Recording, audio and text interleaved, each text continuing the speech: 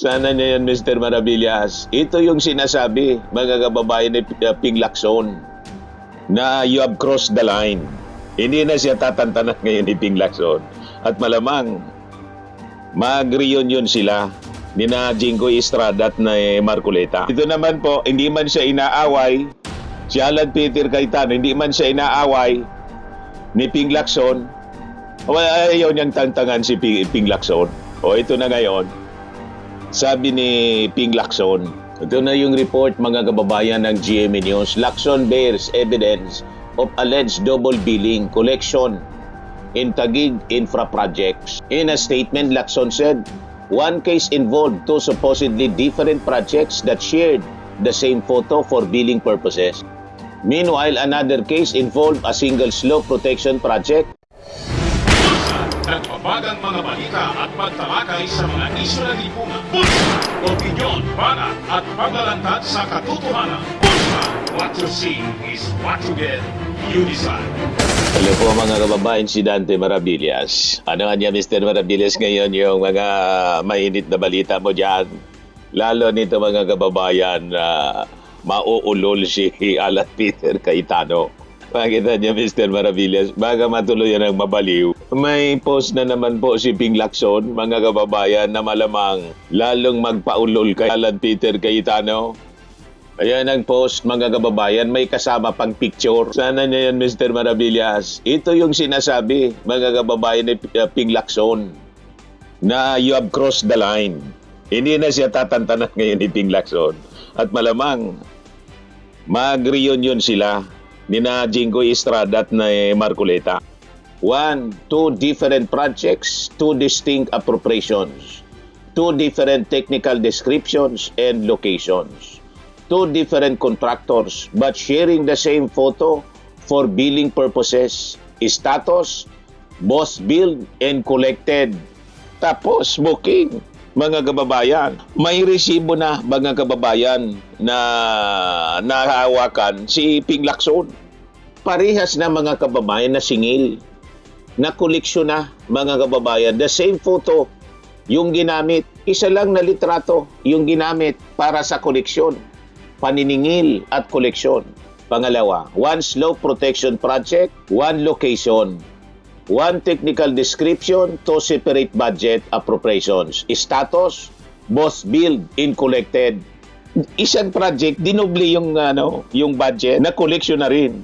Tingin niyo, susunod na si Alan Peter Cayetano, mga kababayan, kay Marcoleta at kay Jingo Estrada. Magre-reunion, mga kababayan. Kaya pala nagsalita si Lino Cayetano, kapatid Alan Peter Cayetano.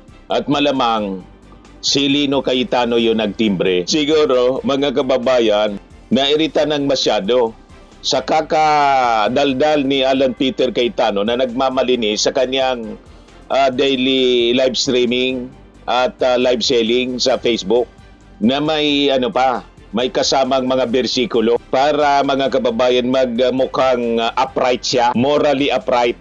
Yan mismo, mga kababayan, napakalinaw ng post ngayon ni Senator Ping Lacson.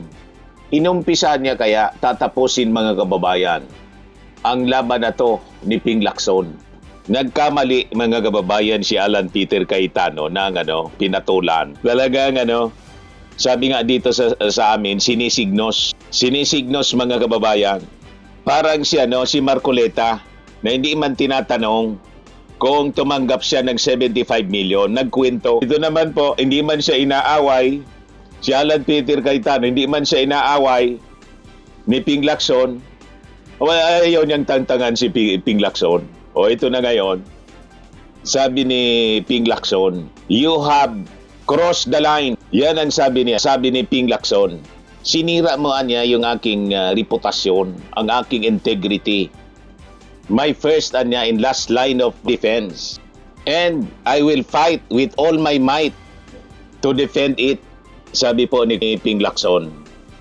At sabi niya, I am still counting informants and witnesses, directly or through intermediaries, willing to provide information and evidence to put him in his proper place, Payatas, Quezon City Jail. Ito na ngayon that declaration mga kababayan, yung statement niya, sinabi yan ni Ping Lacson noong July 18. Ano na ngayon? July 26 pa lang mga kababayan. Ito na ang post ni Ping Lacson. May kasama ng resibo na may photo pa, may picture ng ghost project sa Taguig. Yan kasi mga kababayan, yung old saying po na no talk, no mistake. More talks, more mistakes. Kaya magandang dumaldal lang ng dumaldal mga kababayan si Alan Peter Cayetano. Dumaldal ka pa. At kasama yung kanyang kapatid ni Pia Cayetano. Ngayon sa kakadaldal din ni Pia Cayetano, yung kanyang kapatid po, may mga nag-iisip na din na ipadisbar. Ito na yung report mga kababayan ng GMA News. Lacson bears evidence of alleged double billing collection in Taguig infra projects. In a statement, Lacson said, one case involved two supposedly different projects that shared the same photo for billing purposes. Meanwhile, another case involved a single slope protection project that received two separate budget appropriations. The two different projects, two distinct appropriations, two different technical descriptions and allocations, two different contractors but sharing the same photo for billing purposes. Status, both billed and collected, sabi po ni Lacson sa kanyang ex-post. Lacson linked the findings to Senator Alan Peter Cayetano who refuted claims of ghost infrastructure projects in Taguig City and called for an investigation in other cities in Metro Manila. Incidentally, Cayetano's wife, Lani, is the current mayor of Taguig. Ngayon, sabi dito, Lacson further said that those who know they are innocent should not fear defending their integrity and should confront their accusers on equal terms. Lacson, a former chairperson of the Blue Ribbon Committee, had also accused Cayetano of securing budget insertions amounting to 6.79 billion pesos. Several projects in Taguig were also allegedly left unfinished, sabi po ni Lacson. Hindi tinapos po. In a later statement, Lacson said he was gathering enough witnesses and evidence that could show Cayetano's involvement in alleged corruption. Sa laki ng mga projects, mga kababayan na to, siguradong more than 50 million ito, plunder. Kaya malamang si Cayetano ang susunod po kay Marcoleta. Maubos talaga ito mga DDS, ano? Sasabihin nila, politika. Anong politika dyan? Mga kababayan na may ebidensya. Pag nasasangkot kayo sa mga ganitong kontrobersy, outright tinatawag ninyong politika at nasa likod na naman si Bongbong Marcos na amo ni Ping Lacson. Yan ang akusasyon mga kababayan.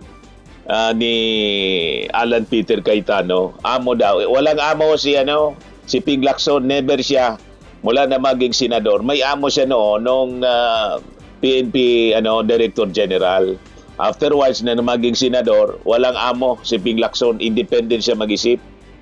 Ang amo niya siyempre tayo na mga Pilipino. Tama? Kasi tayo yung nagpapasweldo sa lahat ng senador. Pati kay Alan Peter Cayetano, ang aamo niya yung publiko. Ganon yan mga kababayan. Pero politiko, hindi.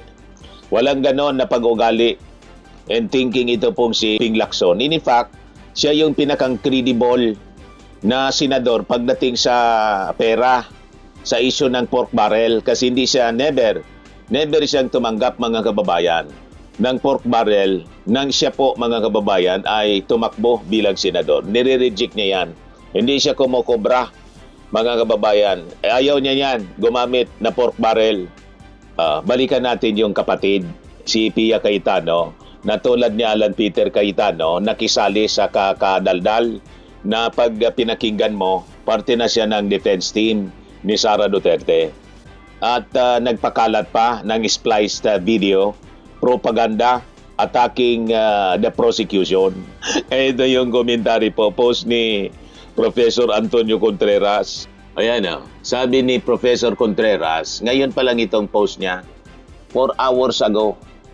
Hindi simpleng editing ang ginawa ni Senator Pia Cayetano. Nag-post siya ng splice video ng palitan ni na Alan Peter Cayetano at House Prosecutor Chel Diokno na inalisan ng malagang konteks kaya pinalabas na hindi nasagot ni Diokno ang tanong. Kapag pinutol ang video para baluktutin at ang kaulugan at iligaw ang publiko, disinformation yon. Trolling na po ginawa. Mas mabigat ito dahil hindi ordinaryong troll si Pia. Lawyer siya na mahilig ipangalandakan ang pagiging lawyer niya. Higit sa lahat, senator judge siya na nanunumpang magbigay ng impartial justice. Pero ginamit niya ang kanyang platform para pagtawanan at siraan ng prosecutor na humaharap sa korte kung saan siya mismo ang judge. Sabi ni Professor Antonio Contreras, malinaw ang Section 38 ng Code of Professional Responsibility and Accountability. Bawal sa lawyer ang knowingly or maliciously disseminating false or unverified statements at ang anumang act of disinformation. Hindi kayang idisbar ng Senado si Pia. Supreme Court lamang ang may kapangyarihang gawin iyon. Pero dapat siyang isensure ng Senado at i-refer sa Ethics Committee. Dapat ding magsampa ng kaukulang administrative complaint laban sa kanya. Kapag napatunayang knowingly or maliciously niyang ginamit ang splice video para linlangin ang publiko, she should be disbarred. For someone who keeps flaunting her being a lawyer, losing that privilege could be fatal to her ego, pero sariling gawa niya yon. A senator judge who spreads disinformation has no moral authority to judge the fitness of anyone else for public office. Correct. Kaya nga po itong mga DDS senators, itong magkapatid na na Cayetano plus si Amy Marcos, pati si Robin Padilla, mga kababayan, nakikita natin actively sa kanilang mga manifestations. Puro pagdepensa kay Sara Duterte ginagawa. Dapat na po isulong natin ang pag-inhibit. Dapat na silang mag-inhibit, mga kababayan. Somebody should file a petition against these people, senator judge, na dapat mag-inhibit sila kasi hindi na sila nagiging impartial. Hindi sila neutral, mga kababayan. Naging parte na sila actively ng defense team. Kaya ang kanilang ginagawa, mga kababayan. At sang-ayon tayo dito sa sinabi ni Professor Contreras na dapat ito i-disbar. At kung hindi, yung Senado, i-censure ito sa pagiging Senate troll. Nag-trolling na rin po, mga kababayan, si Pia Cayetano. Sinisiraan niya yung prosecution. Si Chel Diokno, in-splice yung video, mga kababayan, para palabasin na hindi po nasagot ni Chel Diokno yung tanong. Yun ang ginawa ni Pia Cayetano. Tama po? Ayan man lang yung ating short video ngayon. Ako po si Dante Maravillas. Bye-bye po. God bless. Burning and lifting cream, pinapahid po sa mga pulses in affected area. Mainam po sa paninigas ng mga kaso-kasuan. Ito naman po, Automax Radiant Serum. Sa mukha naman yung application. Anti-aging po siya. You will look 10 years younger than your age. Sa mga cancer patients naman po, baka lang gusto ninyo itong itry. Neng siya red mixed fruit drink. Hindi mo po siya gamot, food supplement siya. Kaya lang, gawa siya, mga kababayan, sa goji berry. Yung goji berry may anti-cancer properties. O ngayon, yung mga inquiries ninyo, dumiritso na lang kayo sa aming messenger sa Facebook para masagot namin agad. Ayos pa? Ayos na ayos niya, Mr. Maravilla. Sa mga nagana po ng malinis and spacious fitness gym, pumunta lang po kayo sa aming Colossal Fitness Gym. May Grab car rental din po kami. But anyway, ito po pala yung aming bagong product na binibenta online. I am worldwide amazing pure organic barley powdered drink mix from Australia. Negosyo to ng aking anak na architect entrepreneur Riz Maravillas. Ayan po. Kontakin na lang po ninyo siya, Riz Maravillas on Facebook.